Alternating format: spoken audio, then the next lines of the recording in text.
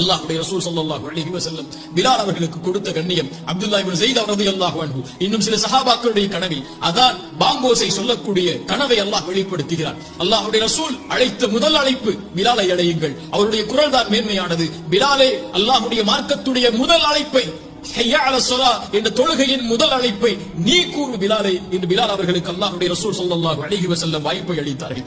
அன்றிலிருந்து அல்லாஹ்வுடைய தூதருடைய மரணம் வரை எல்லா தொழுகை நேரங்களிலும் அல்லாஹ்வுடைய ரசூல் ஸல்லல்லாஹு அலைஹி வஸல்லம் அவர்களுக்கு முன்னால் சொல்லுவார்கள், அஸ்ஸலா யா ரசூலல்லாஹ், அஸ்ஸலா யா ரசூலல்லாஹ். அல்லாஹ்வுடைய தூதரை தொழுகையின் நேரம் அப்படியா பிலாலை அதானை சொல்லு என்பார்கள். அல்லாஹ்வுடைய தூதர் பிலாலை பார்த்து அடிக்கடி சொல்லுவார்கள், அகீமிஸ் ஸலா யா பிலால் அரிஹ்னா பிஹா.